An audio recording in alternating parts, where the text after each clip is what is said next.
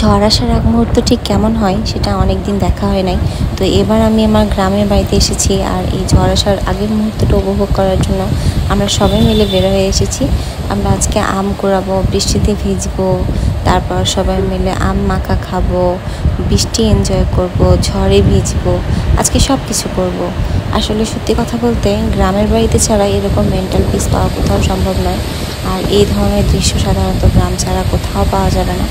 আমি এই জন্য গ্রামকে অনেক বেশি ভালোবাসি, আর আমি সবসময় ফিউচারে গ্রামে থাকতে চাই, এই শুধুমাত্র এই দৃশ্যগুলো দেখার জন্য আর এই সময়টা উপভোগ করার জন্য।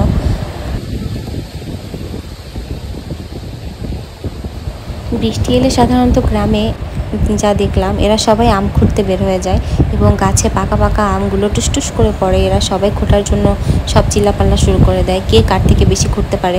আমিও কিছু আম গাছকে কুড়িয়েছি এবং আমি 2-3টা আম পেয়েছি। এই আমগুলো আমাকে একজন কাকি কুড়িয়ে দিয়েছে, সে নিজে কুড়াচ্ছিল এবং আমাকে দেখে, যেহেতু আমি অনেকদিন পর গ্রামে এসেছি, সে আমাকে আমগুলো দিয়ে দিয়েছে। ওনাদের মনটা কত ভালো, নিজেদের জন্য আম কুড়ানো আমাকে দিয়ে দিল।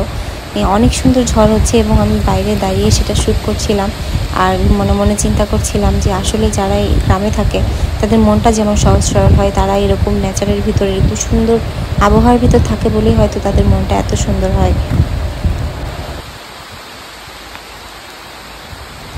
ঝড়টা মোটামুটি 1 ঘন্টার মতো স্থায়ী ছিল এবং আমরা প্রচুর ভিজেছি, প্রচুর মজা করেছি, আম পেড়েছি। আমি প্রচুর আম পেড়েছি আজকে। আম পেড়েছি, কুড়িয়েছি, দুটাই করেছি। এই আমগুলো সব আমি পেড়েছি গাছ থেকে। কিছু আম পাকা ছিল, কিছু কাঁচা ছিল। আমার 2জন ভাই বোন আমার সঙ্গে ছিল। আমার এই ভাইটা আমাকে হেল্প করছিল। সে বারবার আমাকে জিজ্ঞেস করছিল আমি ভিডিও করছি কি না। সে আমাকে ভিডিও করতে হেল্প করছিল। আমি আজকে এখানে যে পাকা পাকা আমগুলো আছে এগুলো আমরা কাটবো আর সবাই মিলে খাবো।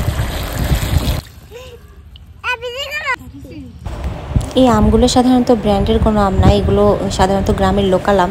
আর এই লোকাল আমগুলো খেতে হালকা হালকা টকটক মিষ্টি মিষ্টি হয়, এগুলো পুরোপুরি মিষ্টি হয় না। আর এগুলো একদম ফরমালিন মুক্ত গাছ পাকা আম। আর এগুলো খেতে খেতে একটু টকটক হইলেও এগুলো শরীরের জন্য অনেক ভালো। আর এখন বর্তমানে ফরমালিনের যে অবস্থা, প্রত্যেকটা আম ফরমালিন দিয়ে পাকিয়ে তারপর বাজারে বিক্রি করা হয়, সেই হিসেবে এগুলো 1000 গুণ ভালো। আর এগুলো খেলে শরীর কখনো নষ্ট হবে না একদম। এগুলো নিজের ইচ্ছা মতো খাওয়া যায়, মন মতো খাওয়া যায়। এগুলো খেয়ে যেমন মন ভরবে, পেট ভরবে, তেমন শান্তিও লাগবে এবং কোনো সমস্যাও হবে না। তো আমি এবার চিন্তা করেছি আমি কোনো ফরমালিন আম খাবো না, কেনা আম খাবো না। আমি যে কয়দিন গ্রামে আছি এই কয়দিন আমি এই গাছের আমগুলো খাবো, তরতাজা এই পাকা পাকা আমগুলো খাবো, এবং যখন আমি ব্যাক করব তখন আমি যে আর কোনো আম খাবো না, ফরমালিন দেওয়া কোনো আম আর খাবো না। সত্যি এই আমগুলোর টেস্ট একটু অসাধারণ হয়। এগুলো প্রত্যেকটা বীজ থেকে লাগানো, কোনোটাই ব্র্যান্ডের আম না। এখানে আশেপাশে সবাই বীজ খেয়ে ফেলে রাখতো এবং সেখান থেকে গাছ হয়ে অনেক বড় হয়ে সেখান থেকে আবার আম ধরেছে। এগুলো সেই লোকাল আম।